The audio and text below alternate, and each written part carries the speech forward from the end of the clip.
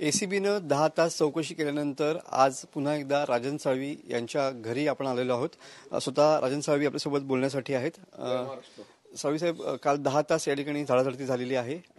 कालच्या पुरती कारवाई या ठिकाणी थांबलेली आहे, ती पूर्ण झाली म्हणून एसीबीने सांगितलं होतं।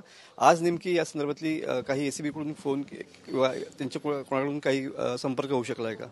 एसीबी कार्यालयाच्या वतीने काल सकाळी 9 वाजल्यापासून ते 7 वाजेपर्यंत 10 तासांची माझ्या असलेल्या मालमत्तेची चौकशी त्यांनी पूर्ण केली आणि जाताना त्यांनी आम्हाला सांगितलं की आजच्या दिवसापुरती चौकशी आम्ही पूर्ण केलेली आहे। याचा अहवाल आम्ही वरिष्ठांकडे देऊ, वरिष्ठांच्या आलेल्या निर्देशाप्रमाणे आम्ही पुढची कारवाई करू। अजूनही अटकेची टांगती तलवार या ठिकाणी पाहायला मिळते आहे। नेमकं पुढची नेमकी भूमिका काय असेल या सगळ्या गोष्टीमधली? माझ्या माहितीप्रमाणे रत्नागिरी पोलीस स्टेशनमध्ये माझ्यावरती, माझ्या पत्नीवरती, माझ्या मुलावरती जो गुन्हा दाखल झालेला आहे त्यावरती ते मला कधी अटक करू शकतात हे मला वाटतं। तुमच्या या सगळ्या कारवाईनंतर त्याचे पडसाद आज रत्नागिरीमध्ये उमटलेले पाहायला मिळतात। विविध ठिकाणी तुमच्या समर्थनार्थ या ठिकाणी बॅनर्स झळकलेले पाहायला मिळतात। त्यातला आशय खूप मार्मिक आहे। शिवसेना उद्धव बाळासाहेब ठाकरे या पक्षाचा मी गेली 40 वर्ष प्रामाणिकपणे काम करतोय।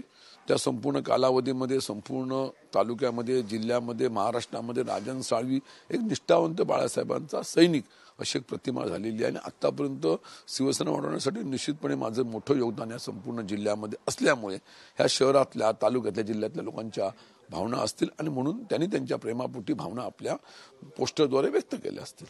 काल तुमच्या घराची जी झाडाझडती झाली याच्यामध्ये काही महत्त्वाचा पंचनामा या ठिकाणी केलेला समोर येतो। याच्यामध्ये तुमचा आयफोन देखील एसीबीने जप्त केलेला आहे आणि त्याचबरोबर म्हणजे अगदी झाडांच्या कुंड्यांपासून ते जुन्या बेडशीटपर्यंत या ठिकाणचा पंचनामा जो आहे तो यादीमध्ये या ठिकाणी पाहायला मिळतोय।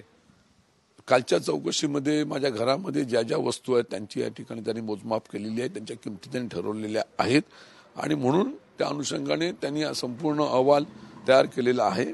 परंतु चौकशीमध्ये हे विषय त्यांचे असू शकतील, त्यांनी केलं असेल त्यांच्या पद्धतीनुसार, पण त्या गोष्टीला आम्ही सामोरं जायची आमची मानसिकता आहे। तुमचा नेमका मोबाईल पण त्यांनी आयफोन जप्त केलेला आहे, त्याच्या संदर्भात नेमकं काय? आता माझा मोबाईल हा आहेच, तो मोबाईल त्यांनी घेऊन अशी त्यांना विनंती मी केली होती, पण त्यांनी तो मोबाईल माझ्या ताब्यामध्ये घेतलेला आहे। मोबाईल हा आपल्याला कम्युनिकेशन महत्वाचा विषय ठरतो, पण मी तो मोबाईल त्यांच्याकडे मागितलेला आहे। पत्नी आणि मुलाविरुद्ध सुद्धा या ठिकाणी गुन्हा दाखल झालेला आहे, त्यांच्या संदर्भातलं काही पुढचं?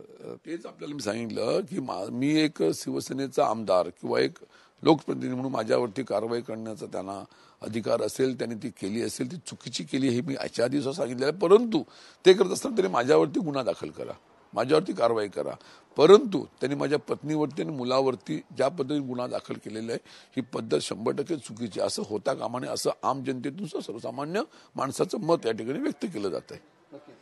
हे होते आमदार राजन साळवी सर। कॅमेरामन समित गजनेसह मी मनोज लेले, TV9 मराठी, रत्नागिरी।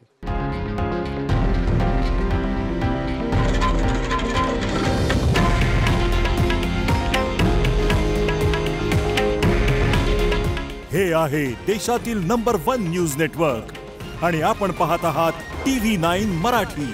काळजी तुमची, हित महाराष्ट्राचं।